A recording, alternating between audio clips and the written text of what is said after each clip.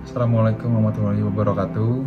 Halo semuanya, perkenalkan nama saya Hizky Agabeti Panjaitan dari S1 Informatika dengan nomor induk mahasiswa 195520111010.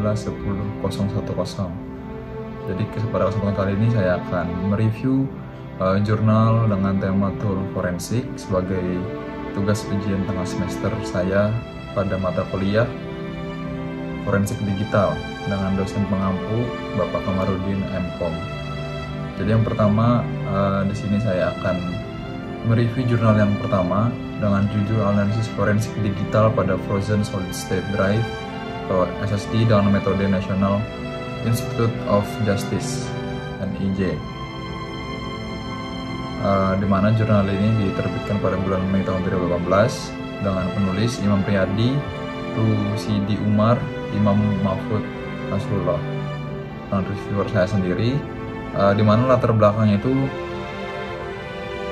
adalah penelitian ini mengenai media penyimpanan komputer yang dilakukan Albana dan Riyadi pada suatu kasus kejahatan komputer dengan sistem operasi proprietary menjadi permasalahan bagi penyidik, di mana ada sistem yang aplikasi software yaitu deep freeze, di mana aplikasi ini ketika digunakan itu bisa membukukan suatu drive dengan kasus pada penelitian ini yaitu solid state drive yaitu SSD tadi, sehingga para penyidik atau para forensik itu kesulitan untuk menemukan jejak kejahatan pada drive yang ingin dicari.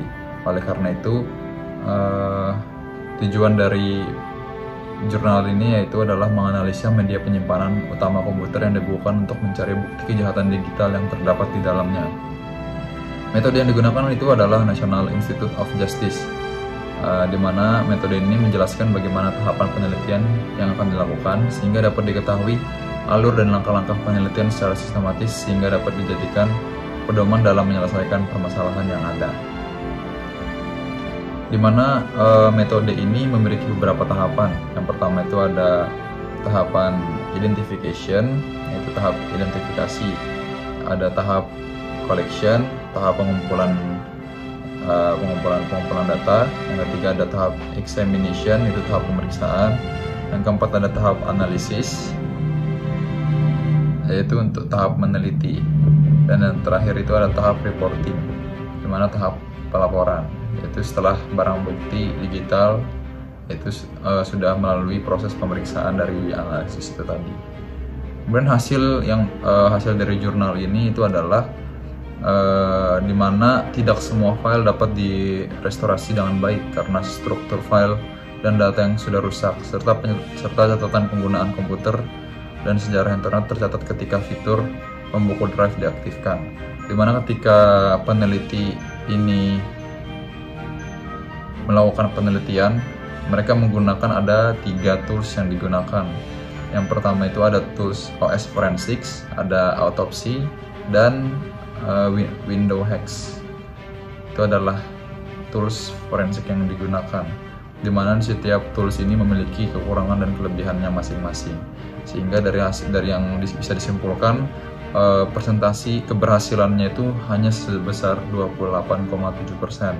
Yang diperoleh dari 85 file, hanya 25 file saja yang berhasil direstorasi.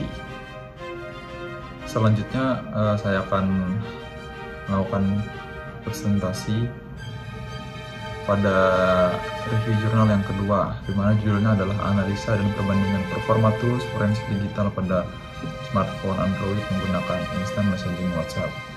Di mana tahun rilisnya itu Januari tahun 2022. Penulis Ilhami Algiprianda dan Rini Indrayani, dan saya sebagai reviewernya.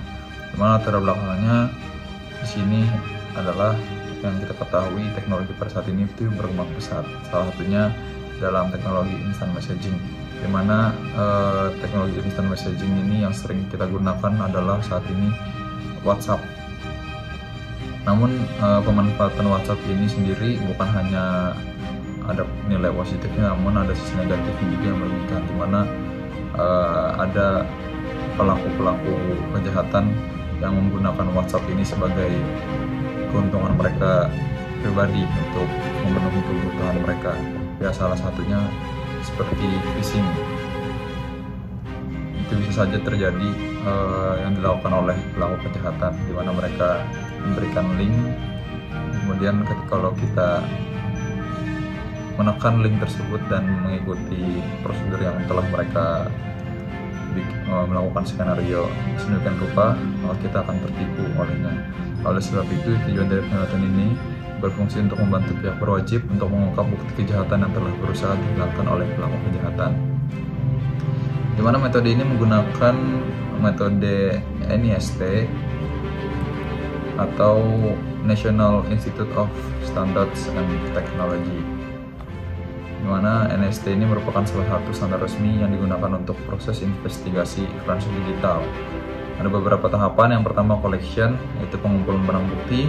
Imaging, bertujuan untuk menyalin data dari barang bukti yang ditemukan. Kemudian yang ketiga ada examination, ada tahapan melakukan pemeriksaan data. Yang terakhir ada analisis, di mana data-data hasil ekstraksi pada tahap examination tadi dianalisis secara detail dan sesuai dengan prosedur yang ditetapkan. Hasil dari jurnal ini yaitu pertimbangan dari peneliti itu dia menggunakan dua tools dalam proses forensik ini, yaitu mobile edit dan oxygen forensik. Kedua tools tersebut dibandingkan dari segi performa untuk mendapatkan rekomendasi terbaik. Berdasarkan hasil ekstraksi data yang dilakukan menggunakan mobile edit, maka didapatkan bukti digital berupa 2 gambar, 1 video, 1 voice note, 2 log, dan 10 database dengan status semua data berhasil di recovery. Sedangkan hasil ekstraksi data menggunakan oxygen forensik, didapatkan data yaitu 10 kontak, 1 video, 20 pesan percakapan, 1 panggilan, 21 event log, dan 2 data file dengan status data yang berhasil recovery sebanyak 6 kontak. Hal ini menunjukkan keunggulan tool mobile edit dibandingkan oxygen forensik dalam lingkup skenario yang telah ditetapkan dalam penelitian pada jurnal ini. Performa setiap tool dapat dipengaruhi oleh banyak faktor setiap jenis perangkat, spesifikasi perangkat yang digunakan, versi tool, hingga objek penelitian. Jadi tools forensik itu memiliki kelebihan dan kekurangannya masing-masing. Selanjutnya jurnal ketiga yaitu dengan judul Analisis Forensik Digital, aplikasi digital untuk penanganan cybercrime menggunakan metode NIST. Tahun rilisnya bulan November tahun 2018 dengan penulis Muhammad Irwan Syahib, Imam Riyadi, dan Rusidi Umar, dengan saya sendiri sebagai reviewernya. Latar belakang jurnal ini terdapat aplikasi yang yaitu aplikasi Bitalk yang biasa digunakan untuk sosial media, namun disalahgunakan oleh beberapa oknum. Salah satu kejahatannya adalah seperti cyberbully, penipuan, pemerasan, menyebar hoax. Namun pada penelitian pada jurnal ini, kejahatannya itu adalah prostitusi online. Sehingga tujuan dari penelitian ini adalah menganalisis pencarian bukti digital pada aplikasi Bitalk, dan diharapkan dapat membantu pihak berwajib menemukan bukti forensik untuk menyelesaikan kasus cybercrime yang terjadi pada media sosial. Metodenya yaitu NIST atau National Institute of Standards and Technology. Ada beberapa tahapan. Yang pertama collection, examination, analysis, dan reporting. Hasil dari jurnal ini yaitu mereka menggunakan beberapa tools. Yang pertama ada mobile edit forensik untuk mencari jejak bukti digital, serta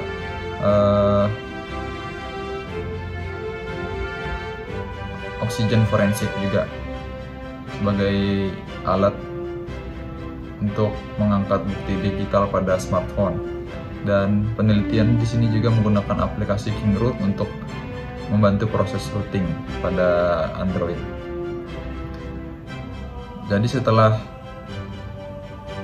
Jadi yang pertama itu mereka melakukan proses backup data dalam pengangkatan smartphone agar tidak korup.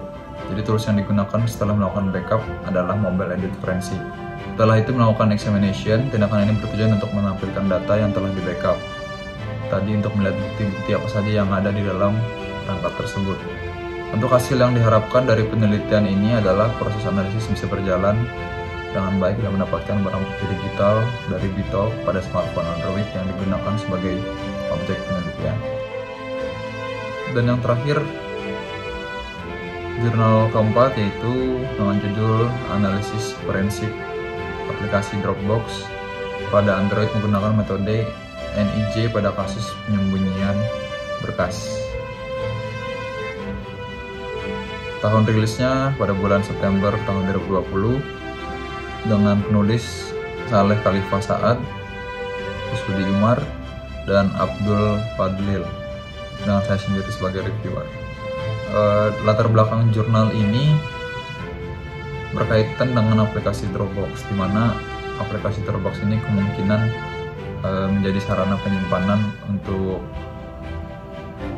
penjualan barang ilegal atau black market. Oleh sebab itu, tujuan dari penelitian ini itu menganalisis pencarian bukti digital pada Dropbox yang memungkinkan menjadi sarana penyimpanan berkas transaksi barang ilegal atau black market.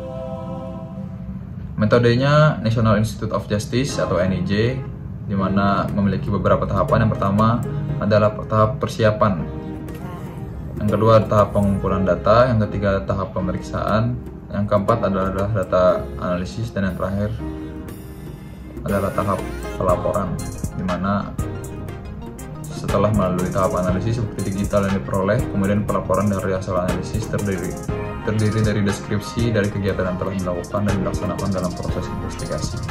Hasil yang didapat dari jurnal ini dengan menggunakan metode National Institute of Justice, yaitu mengurutkan tahap forensik digital dengan mulai dari identification, collection, examination, analysis, dan reporting dengan sangat baik.